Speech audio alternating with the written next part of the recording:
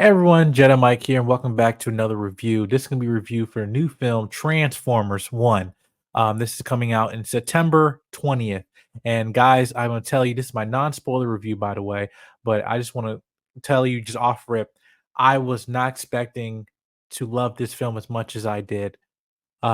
Surprisingly, I was not the trailers of this film does not just film justice at all. And I can tell you this right now, this is by far the best Transformers movie since Bumblebee. The animation of this film, I saw a little bit piece of it at CinemaCon earlier this year, and I thought it was actually beautiful. We saw an Adobe 3D, and again, the visual effects of this was very good, animation as well. Just setting the tone of this film. This film stars Chris Hemsworth, Scarlett Johansson, Brian Tyler Henry, John Hamm, Laurence Fishburne, Steve Buscemi, and Keegan-Michael Key, as well as other actors as well in this film as well. But I can tell you this is that this film, as it might be kid friendly in terms of how it's presented in those trailers, this film has a lot of emotion, a lot of heart, and a lot of drama. And especially when you get to more the the next like 2/3 of the film, that's when this whole film kind of shifts into a almost Puss in Boots Spider-Verse emotional feel to it. And the best way I could probably put it is Puss in Boots more likely than that than the Spider-Verse. The Spider-Verse is like here, but definitely this film is heading in that trajectory and everything. Because yeah, it's kid friendly and stuff, but I think people who've grown up with the original Transformers, you guys are going to love this film. If you get past some of the kiddie jokes in the beginning, and then actually get to these characters who Chris Hemsworth and Brian Tyree Henry, they play Optimus Prime and Megatron, but before they become who we all know who they're supposed to become, they go by Ryan Pax and D16. And so they go by other names and stuff, but you see, and they start as best friends, brothers. And even though in previous iterations of Transformers, we always seen Optimus Prime always, say that Megatron, like you're my brother and stuff like that. But we never actually get to see that till now. And they've done it in such an amazing way where, seeing this as a prequel to the overall Transformer story that we know, this was great. And I want to see this expanded on. I was really shocked because again, I was not expecting to enjoy this film, but this film ended up being, I'm going to see this film again, and you guys should go see this film again. Chris Hemsworth, his voice as Optimus Prime, also Brian Tyree Henry, both of their voices in this film, personally, I thought it showed the trajectory of their story from beginning to end and how their voice changed through the events they're going through in the film, and how they were evolving to their iconic roles, right? And you see the voice change in Chris Hemsworth, you see the voice change in Bryce Tyler Henry and Tyree Henry, and this film, it does it in such a beautiful way, but in an organic way.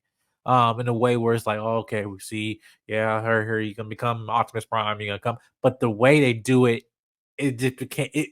The how I felt like how this film was beautifully paced to get to the conclusion of this film. Who they now you see this rivalry and how it's more of a tragedy to be honest with you. In terms of how this civil war on Cybertron happens, but on the root of it between Optimus Prime and Megatron, who were brothers and now are rivals and enemies.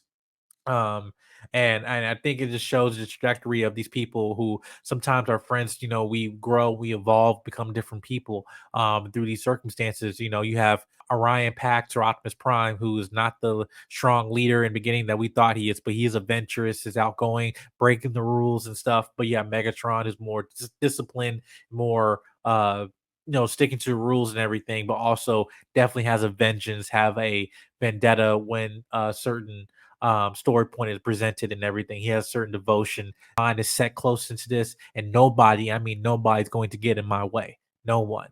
And you see that strive to power, how that changes him, and then you see even how animation applies to that. Bumblebee also as well. Keegan-Michael Key, he was great in it. I thought he was funny, but um as well as Scarlett Johansson as Alita. They both basically play the supporting characters in this. But I thought again, Scarlett Johansson is also a good voice actor as well. But Keegan as well. But I was really really concerned about Chris Hemsworth and Brian Tyree Henry, but mainly Chris Hemsworth. The Brian, he also he voiced in Spider-Verse. He plays Miles Morales' dad, voices him.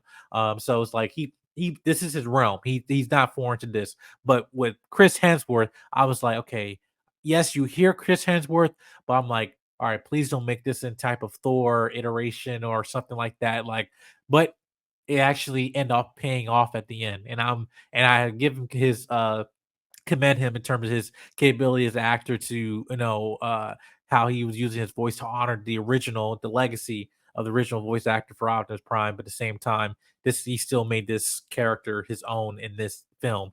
But again, I'm gonna give this film honestly a 8. I'll probably give this a 9 out of 10. To be honest with you, I really enjoyed this film. The emotion, I think this is also for children.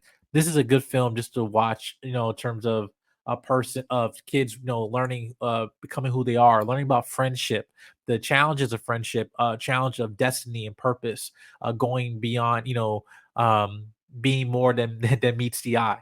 Um, and even though that's the famous iconic line from Transformers, you see that in the message of this film. And I think that for children, and this is a timeless movie, to be honest with you, for all ages, this is a film I think people should go see. Boxes off drama, action, comedy, but I think also beautiful animation as well. See this in 3D if you have a chance to go see it. I'm gonna go see it again in 3D. But again, you're seeing this guys for the first time. Please see it on the big screen with the IMAX if possible, because this was an amazing film. But subscribe and comment, like, and share, and I'll see you guys in the next video. Peace. Filing out the top of the I can see the skyline, 50-mile radius on my timeline. Ain't nothing on my mind.